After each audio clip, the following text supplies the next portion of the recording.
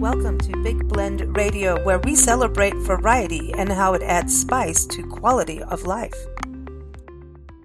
Welcome, everyone. We are going to take some easy hiking adventures in the United Kingdom on this episode of Big Blend Radio, which is in celebration of National Hiking Day, also known as Take a Hike Day. This is part two.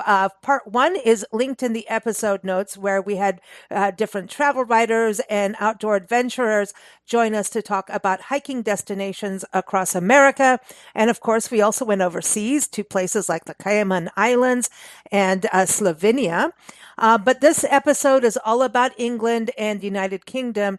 We have GLYNN BURROWS from NORFOLK Tours in England, as well as travel writer Debbie Stone. So stay tuned, enjoy, and check out the episode notes for article links and more.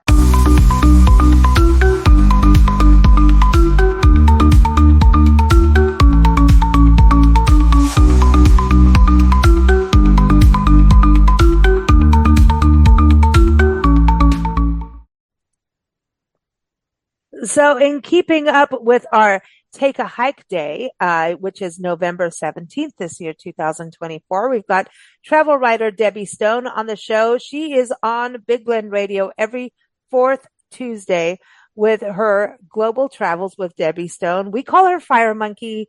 Sometimes I give her different names because apparently that's just who I am.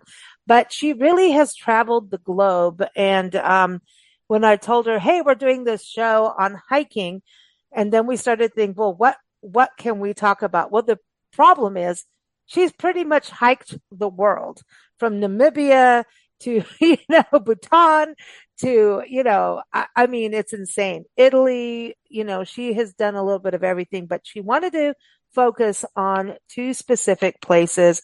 We're going to go to the UK today with this segment with her. And she had an amazing experience. She recently went and walked Hadrian's wall path, which that she did back in 2022, I think it is. And then she also did a walk on the wild side in Wales. And this is all through a company called Celtic Trails Walking Holidays. The links to her articles and full podcasts on these experiences are in the episode notes. But hey, how are you doing, Fire Monkey? You ready to talk about taking a hike? Yes, one of my favorite things to do, is hiking and getting out in nature and seeing different things, but also just getting in the fresh air and just feeling your body move, I think, is the most important thing. But the hikes that I really wanted to focus on are basically in hikes that were organized by Celtic Trails, which really has like a 20-plus year history of organizing these kind of bespoke walking in tours. And the UK is a great place to do this, both in Wales as well as up in Northumberland, which is in northern England, where I did the Hadrian's Wall Path Trail. And that one, the Wall Path Trail, is about an 84-mile route. And it's a UNESCO World Heritage Site. And it basically follows this course of the largest surviving Roman monument, this fortification that was constructed, back way, many years ago, and by this emperor, by Hadrian. And it basically marks the limits of his empire. So you're up there and you're seeing bits of the wall, and you're seeing, parts of everything, and also these like barracks and settlements and ramparts, and you're seeing all of this. So you're walking in history, which is a really, really Wow. cool thing, I think. And then the other one is the one in Wales that you mentioned, and this is the Wales Coastal Path, which actually is about 870 miles long. Of course, I did not do 870 miles. I only probably did about 60, 70 miles, which was wonderful. And Wales is a beautiful country as well, and the path is stunning. It's there's history. It's got wildlife. It goes through nature reserves. The scenery is incredible. The beaches, the forests, the ancient churches and medieval castles that you go by, and of course you're going to go through these charming little villages, and, you can meet people in the pubs. It's really a wonderful landscape. And I think the most important thing to know if you're going to hike in the UK period is the weather. I don't care if you're going, whatever time of the year, you should always be prepared for the rain. You should have really, really good rain gear, and always have it with you, always have layers with you. You just never know what you're going to encounter, even in the summertime. So that's probably the biggest advice that I can give people who are wanting to go and hike in the UK. Well, at the same time, though, like hiking in the US, you have to watch for snakes, or if you're hiking in Africa or something. So, a little rain is nothing, and it's just part of it. But it's so beautiful. Like when I'm going back on these articles that we've talked with you. I mean, you did the walk on the wild side in Wales. You did that in July 2018 is when we ran that, so it was 2000. So I'm looking back. I mean, this is some history now, when you think about it, it's 6 years ago. And then the other one was Hadrian's Wall was a couple years ago. I mean, you look at these photos and just to revisit them for me, I'm going, wow, I really do need to do this, because both gave you history, both gave you natural beauty. But the beauty of this too is you can stop if you wanted, right? And said, hey, can you come pick me up? Or like, you don't have to like overextend yourself if you don't want to. And you have a company that's going to help you, and you go to the next inn. You're not carrying your luggage. Like if you're doing the Appalachian Trail, which you've done parts of, or the Pacific Crest Trail, you're carrying everything in your backpack. You're going to sleep with what you have in your backpack. You're cooking with what is in your backpack. This is kind of a different, more luxurious experience, even though you're out there and still sweating it out, even if it's raining, right? That's the beauty of this with the Celtic walking trails, walking holidays. Right. I love the inn-to-inn concept because, like you said, your luggage goes ahead. Somebody picks it up. They take it to the inn that you're going to walk to. And when you work with a company, you can tell them, it's like, okay, I feel I'm able to do 8 miles a day, or 10 miles a day, or 12 miles a day, whatever it is. You tell them, and they then will figure out how to put you point to point, and in order for that to happen. I think if you ever find that you are just too tired, then you will call a taxi, and the taxi will take you to the inn. I mean, that's kind of the way it is. But okay. I think when you understand that you have the entire day to get to your inn, and you can go at a leisurely pace. You leave in the morning, and you get to the trailhead or wherever it is that you're going to be dropped off or walk to, and then you go and you follow the path. There's usually these little acorns, at least, that will guide you around. And even if you can have a map that you download on your phone, you can also have just a regular physical map. We asked people when we couldn't find where we were going. We asked farmers in the fields. We asked people in the streets. I mean, people were very, cool. Very kind. And, you're in rural areas, so you're seeing a lot of sheep and a lot of sheep farms. And, it's a lovely place.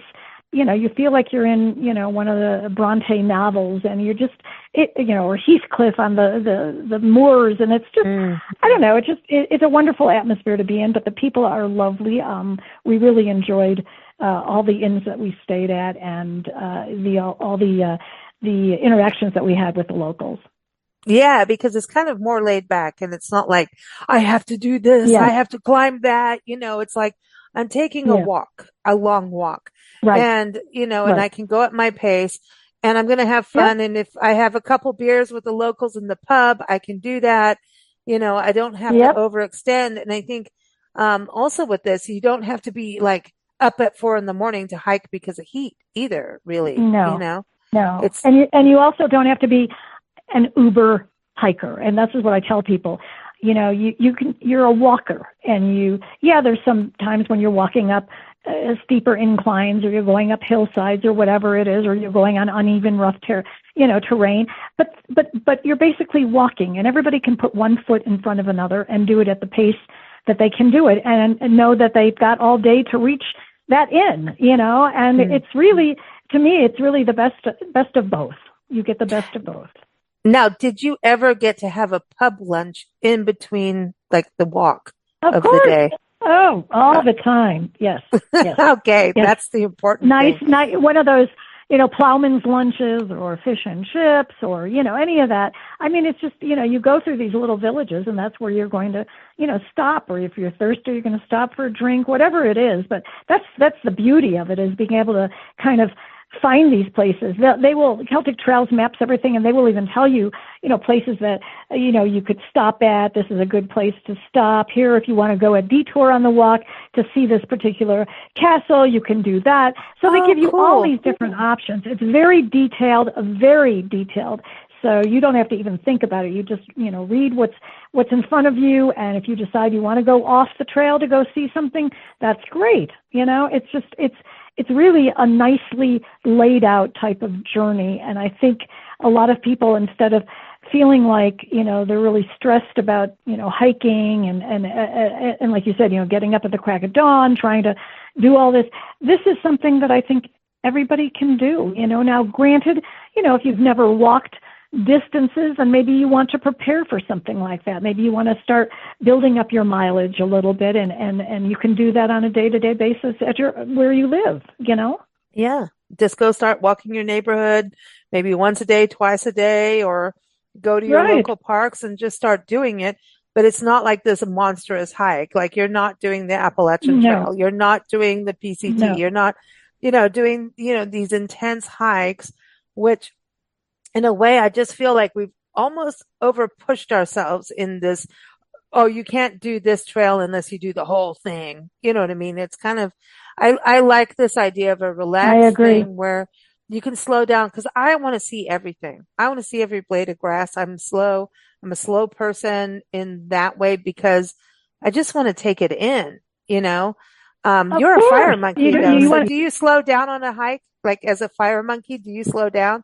And by the way, just for new listeners, Debbie's name, Fire Monkey, she was, given that name from a monk in Bhutan. So that's why we call her that, But do you hop along a trail, or do you slow down? Like, what's your hiking? You know what? I think it just depends. I usually have a steady pace, but then I will stop and, like you said, stop and smell the roses or the tulips or whatever it is, or step aside and look at the sheep, or step aside because the sheep were just there.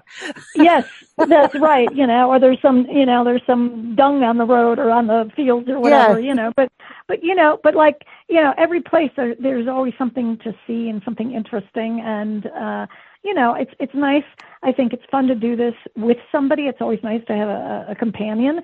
That's great. But we met and encountered my husband and I encountered many solo walkers who were doing this and who had done this before, who had done these paths before. And, they really enjoyed it, and they really like to be able to just be by themselves. It gives them time to think and just time to meditate and whatever. But, it's fun also, I think, just to, have some companionship that you can point out funny things, or if somebody's getting tired, you can say, hey, and then you can start distracting them and all that kind of stuff. But get on with it. Yeah, come on. We've got beer in the pub. We got to get to the end. Yes. We got to get to the end. There's beer there, but I think that's what you also bring up as a good point, is this kind of trip. Like, if you want to be solo, this is kind of a safe way of hiking. Yes. You know what I mean? Yes. Safe, yes. Because it's you're not far from everyone. You're not in the midst of the woods that no one's going to find you, kind of thing. Right. You're, it's rural, but it's, it's peaceful. It's safe in that respect. These small villages, like I said, they're very quaint, and, people know each other, and they know they know there are walkers coming through. They've seen thousands of walkers come and do these particular paths. So, it's just, to me, I think it's an ideal type of journey for a lot of people, and especially people who might shy away from doing something like this. I would encourage them to consider it in a different vein. I want to do it, like both of them. Like, I really want to do it. I really do. And I love the idea of, just for women that want to hike. Sometimes, people go through things. I mean, look at that one movie, it was a true story about hiking, the trail. And, I can't remember the name of the movie, but it was a good movie apparently, and I haven't seen it. But you sometimes you need to hike to clear your head. You may be going through Absolutely. life changes, and I think for women, I want a place for women to be able to walk and feel free. Yes. Also have that I am out on my own. So there's that little Yes. edge, right? You know that as a traveler, that little edge of I'm Right. out on Yeah. my own. I got to be extra careful, which gives you a little thrill of like, I'm on my own. I'm going to do it. And at the same time, knowing you have backup. And I think that's really cool. And I love the whole idea of being in different inns every night. Oh my gosh. Or even if you didn't make it, you might be in the same inn for 2 nights, right? If depending on how far you went, it could be, hey, I'm going for 1 mile. You know, Yeah, I so don't know. typically you're booked in at one night per inn kind of thing, because particularly the thing is to keep on going on this path. Yeah, keep And going. so that's why. But what's nice is to know is that at the end of the day you're reaching a place where you can get a shower, where you can get food, where you can get a bed. So if you're averse to like doing the backpack thing and sleeping in a tent and all that, this is the converse to that. I think it's a wonderful opportunity for people who say they don't want to do that whole I'll carry my my entire wardrobe on my back and everything I need, and I'll sleep outside. I'm too tired now. For a lot of people tired. for a lot of people that's not what they want to do, or they just feel like, oh, I don't want to have to deal with that. I don't want to have to deal with setting up a tent. I don't want to have to deal with cooking my food. I don't want to have to deal with all of that. And so this is just a wonderful way. And Celtic Trails offers all these different types of walks all over the world. So You know what? that's something for people to know. I think here's the other thing I wanted to say about this is it is almost like a practice run for those who want to do something like the Appalachian Trail or Pacific Crest Trail. I am not knocking that stuff. I mean, my dear friends do that, and I would do it, but like my ankles ain't going to do it. But to do like a through hike like that is, I adore like Grandma Gatewood. Look at her, like doing the Appalachian Trail, right? A couple times. And, Yes. People like that I adore and respect and bow down. And, here's the thing, a lot of times like glamping is the gateway to camping. And it takes Exactly. that we're at that, in life. And so you may want to go do hiking and rough it. This would be a good kind of gateway experience to, will I be able to even walk more than one day that way? You know what I mean? Right. So right. I kind of think, And that is build yourself up, like you that's a said. good point. Yeah, this is a good point. vacation. You can go with your family, your friends, that kind of thing. It's kind of a vacation thing to see, like, you may have this, notion. I mean, maybe the Arizona Trail going through the entire state. There's so many trails. The American Discovery Trail. There's so many trails to do. You may have that notion and have that in your fire in your heart, but like, oh, I don't know. But this would be a really good way to just get your feet wet, like glamping to camping, because that's what a lot of families do. They'll glamp and then they go, you know what? We can rough it a little bit more than this, We can go out in the wilderness and do this. Come on, we got a little bit now. I think it gives you the confidence to want to do other things that might be a little bit more, require a little bit more activity, stamina, whatever it is. But I think it does give you the confidence to know that, okay, I can get up every day and do 8-10 miles and it's okay. I'm not going to fall apart. And so if your body gets used to that, then it is something that you say, well, hey, I did this for a week straight. Maybe I can do it for 2 weeks straight. Maybe I can, do it for a month. Who knows, But I think it's for people who maybe never thought that they could do something like this. All of a sudden, they're like, yeah, I can do this. I had a very, very dear friend of mine. She read my Wales story, and she said, I want to do something like this.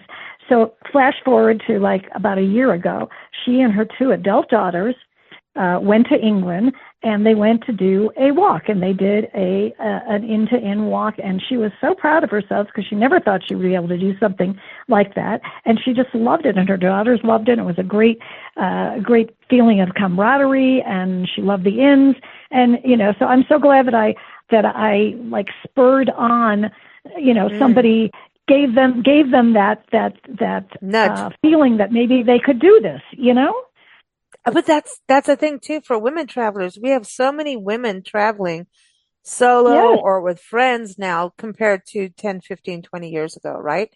We really do. of And course. even travel writing community, I was talking about this on a show the other day. I'm like, the travel writer community, food, wine, travel writers, it used to be male dominated. Now we see more Right. women. And so Oh, much women more, have, much more. yeah.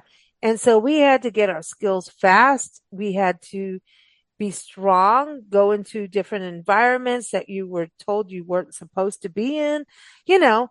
So it's Right. changing. And so I think I love the mother-daughter thing, you know that, you know, Yes. of course.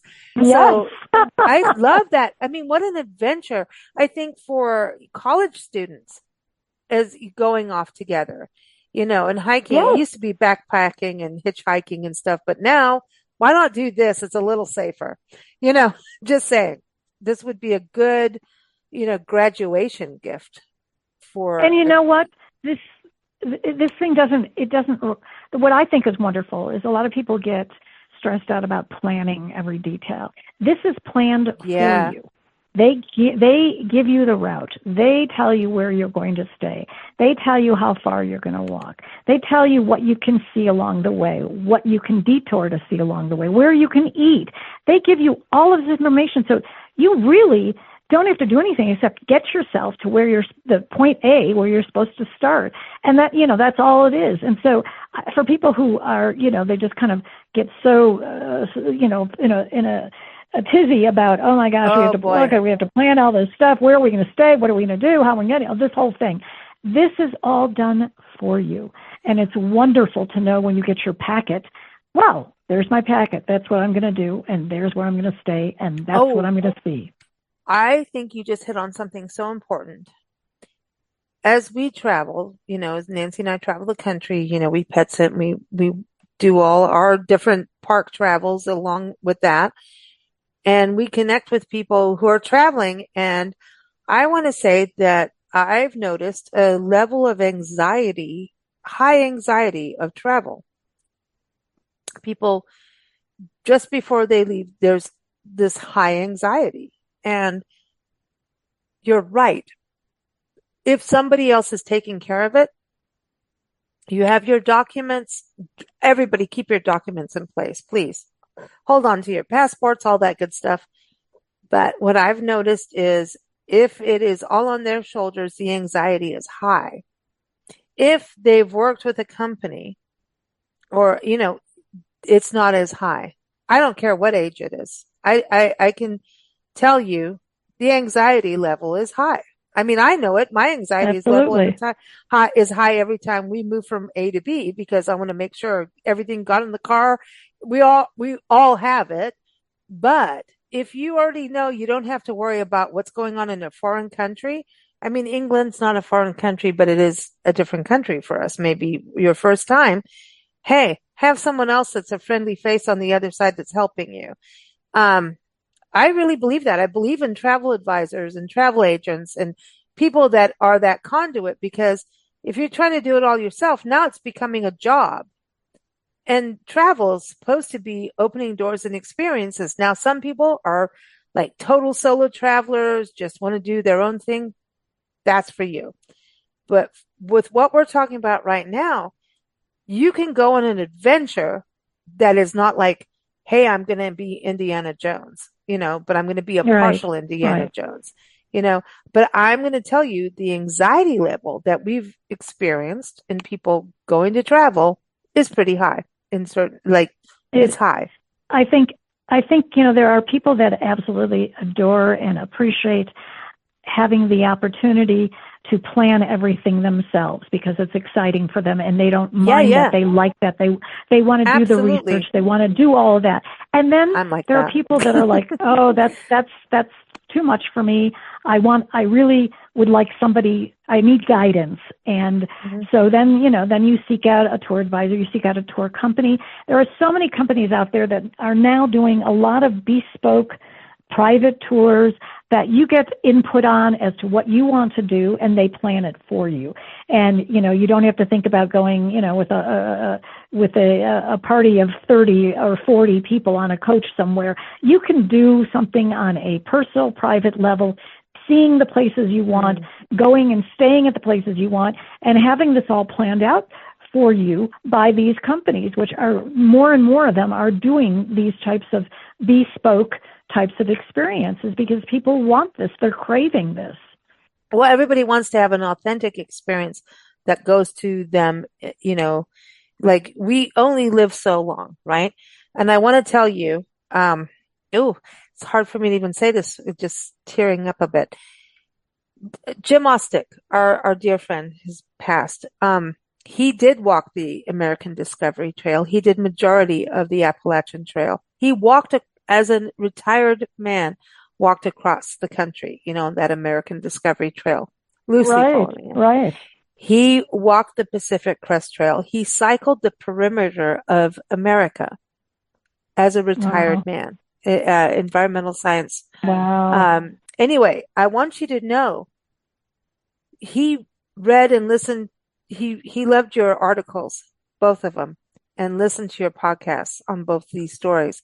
Oh, sorry, but anyway, he's passed. And he said, and the last big adventure he took as a hike was the Arizona Trail.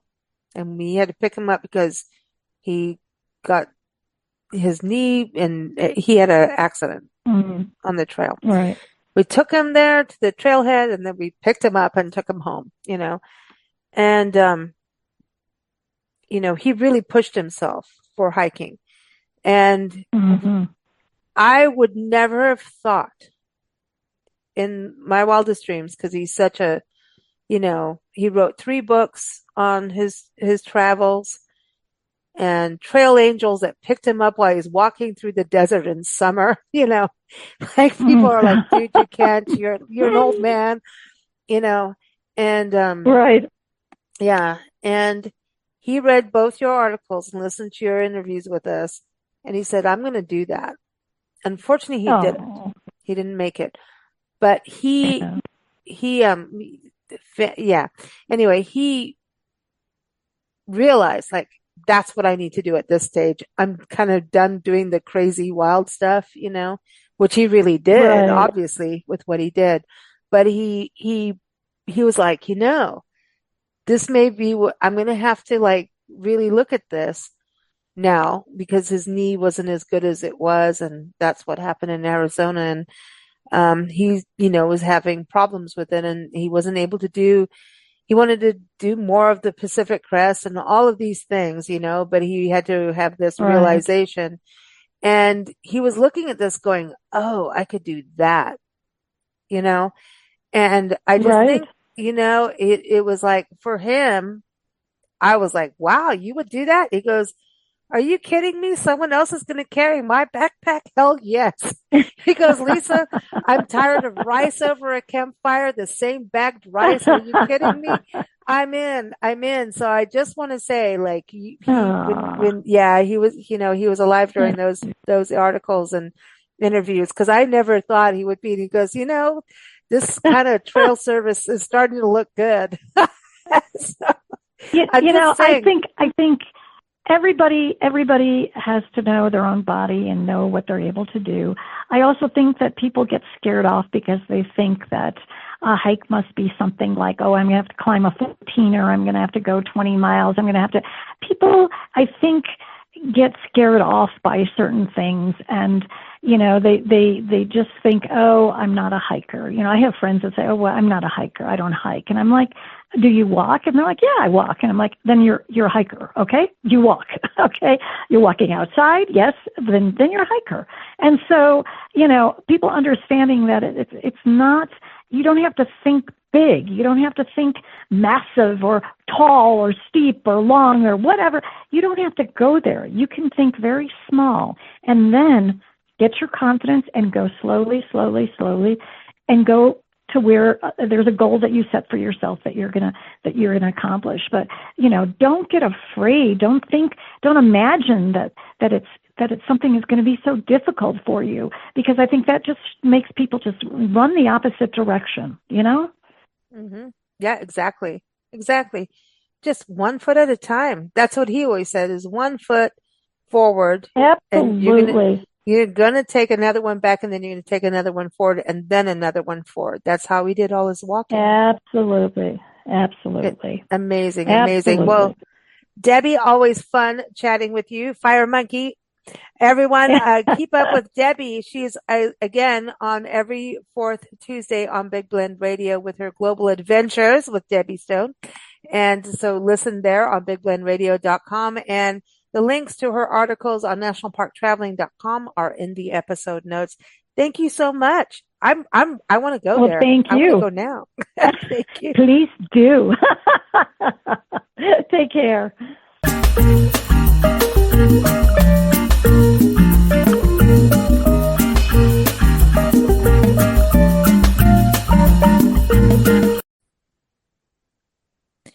So, today is Take a Hike Day, and there's a lot of people I want to say, go take a hike. No, I'm just kidding. But not GLYNN. GLYNN Burrows is someone you want to meet, and you want to go on a hike with him.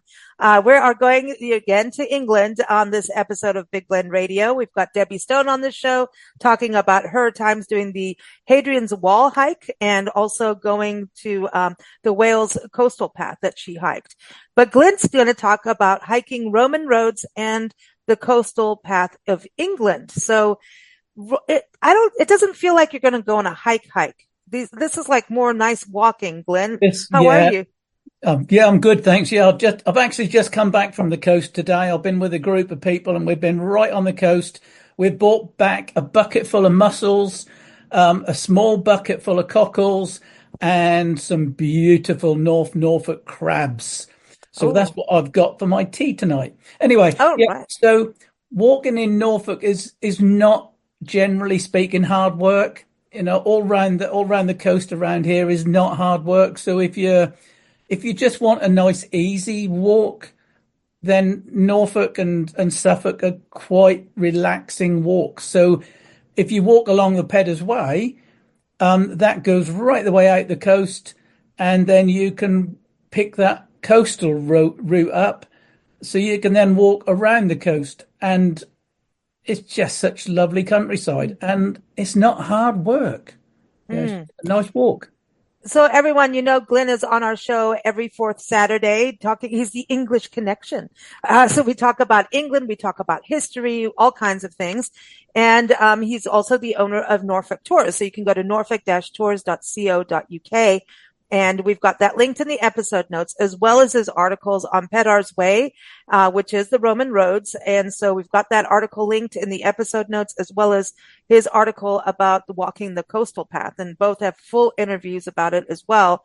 Both articles are on nationalparktraveling.com. But I want to ask you, as a tour company, do people go to England and say, hey, I want to go for like a hiking adventure? Can you drop me off, pick me up, that kind of thing? Yeah, I mean, that is a one way that I've sort of looked at doing this sort of holiday, is that I can put you up in a really nice B&B somewhere where, you've really got a lovely B&B. I then take you to point A, and you do a walk, however long you want to walk. I then pick you up at point B. We then go to a nice little country pub where we have lunch. And then I take you back to point B, you walk to point C, I pick you up, and we go back to the hotel. So you've got a prearranged distance that you want to walk, seeing the places that you want to see. And if you want to walk to A to B, and then actually you want to go to point F because you want to miss out point C, D, E, and F, and you want to go to point F and start at point F, then we can do that. So by doing a holiday like this, it can be totally arranged at however you want to do it. So you could do a short walk, have a look at a ruin or something en route, stop at a lovely little pub, and then the next bit of the walk can be on a coastal route, because don't forget, England's quite small, compared to a lot of places that, you talk about in America. We could drive for 20 minutes and we're on the coast. So you could do an inland walk in the morning, and then in the afternoon you could go and do a coastal walk. So that sounds good. Yeah, exactly. And a pub in between. I mean, what can be better? And the most important thing is you start out with a proper English breakfast in the morning. Oh, yeah. With real sausage, right? Real sausages, real bacon, none of this silly honey or marmalade or whatever you have on your honey and your bacon. Oh, come on. No. No honey maple. That's what they put maple. Beans. No baked beans. No. Here we Not go. For me, anyway. We always talk about food on this show with Glynn. And if you do your whole walk, you get to have a Mr. Whippy at the end as a treat. When you're at the coast, you can have a Mr. Whippy, yeah. And Mr. Whippy ice cream, so everyone knows what that is. Now, in Norfolk, you've got the Norfolk Broads, which, is a water area, right? Yep. Is that a walking area too? Can you walk along that water? Well, it's more that you walk, you get your boat and you moor up somewhere, and then you walk out into the Broads, the parkland, because Broads is quite a flat area. So especially if you're into birding, I mean, the Broads is absolutely magnificent for birding, but it does help if you go off the main Broads and go on to some of the smaller ones, which haven't got any boats going on them, because then you haven't got all the men and women and children. So you've just got the nice peace and quiet walking along footpaths, and you see all the birds and animals, everything else, So that is perfect, because you're going on a boat, you get off where you want to get off, and then you walk into the reed beds or into the undergrowth. You see nature. That's what it's all about. The other thing too is, you talk about nature and birding, and that would be also when you do the coastal path to see the birds out there on the coastal. Oh, very much so. And seals. Don't you get little sea lions? Yeah, at the moment we've got a lot of seals on the North Norfolk coast, and people actually just go there to see the seals. And there's a lovely footpath that you can walk all the way along the top of the river, the sea bank, and you can look down on the seals. They don't obviously want you to walk on the beach when the seals are there, because it's not fair on the seals. Right. And they are there to protect their young, and seals that have got young are quite dangerous, believe it or not. It's just lovely to be amongst nature. Now, Peddar's Way, this is something we've talked about before on Roman roads. Who's Peddar? Now, a peddar is what we call Peddar's Way. It's more or less like a peddler, someone who sells things. So it was a route, a straight route to go from A to B. And it was used in medieval time. Well, from Roman time, the Roman built the road, but obviously in medieval times they used it because it was a straight route through the countryside. So a lot of people used it, and it's still walkable in not all of its length, but a lot of its length is walkable in just cutting across fields, across open countryside. Again, it's in nature, We always talk about it, when you want to actually experience nature, you need to get away from the roads and the people, and Peddar's Way is a perfect example of that. So you're walking on this Roman road, which I think you've talked about before, that they're kind of raised up compared to other roads, that they're higher, like, you know what I mean? If you look at a cross section of a Roman road, they are built so as that they are actually slightly humped in the middle, so they drain well. And they've also got a ditch either side of them, so obviously anything drains off the road, and they're built up in different layers of stone. So at the bottom, they've got really big stones, working up to a smaller stone on the top. Obviously, the ones that we've got now have been used for 2,000 years nearly, so they're not all perfect Roman roads, but they're still very, very good. Mm. To me, that's amazing, to think that kind of history that you're walking on. You know what I Yeah, mean? yeah, And it you said is. that some of the places that you're walking, you can see ruins from medieval times, and Oh even yeah, Castle Acre is part of Peddar's Way, isn't it? yeah. Castle Acre is on Peddar's Way, so that's a really lovely stopping off point. So you Mm. can walk along Peddar's Way from Swaffham into Castle Acre, go and have a look around the castle and the priory and the church. There's a really nice little tea shop, so you can go and have a cheese scone, believe it or There not. we go. Here we are. Yeah, yeah. And then you go on Peddars Way again and you can walk up to Great Massingham, nice little pub in Great Massingham. You can have a lovely meal there. And then either walk on a bit further or then get in a car and away you go to your Nice. B&B. Nice. This sounds really good. I'm liking this. The little walkies. Now, what about Thetford? Isn't there a forest in Thetford that people can walk on? Yeah, oh yeah. I mean, Not walk on. Sorry, that's a Roman road you can walk on, but walk through. yeah, I mean, Thetford Chase is it's a really big forest that was planned in the 1920s. It was actually planted in between the two wars, and Mm, it's really good because as it's a planned forest, there's all the straight breaks in between the hmm trees, and there's lots of picnic areas. There's little open spaces. It's really lovely. And there's a you're talking about walking on the trees. Well, actually, you can walk in the trees because there's one of those go apes in there, so you can actually do rope walks and rope swings and climbing up Wow. and then abseiling down, and so if you're really mad, you can climb in the trees You can go up your and own then tree. Yeah. yeah, walk along. Yeah, it's a great, Hey. Wow. Wow. That's so cool. much to do. Yeah. Well, I think taking a walk is really good. It's good for your soul. It's good to calm down and Yeah, de-stress. And yeah. I think walking is medicine. It is. It's well, walking is one of the best things if you've got a mental health problem. So if you're Mm, suffering from depression or if you're suffering from any form of, like you say, your stress. stress, walking is the best medicine for that. And even Dr. Jackie says, if you walk 3 times a week, it's, the best exercise for heart health.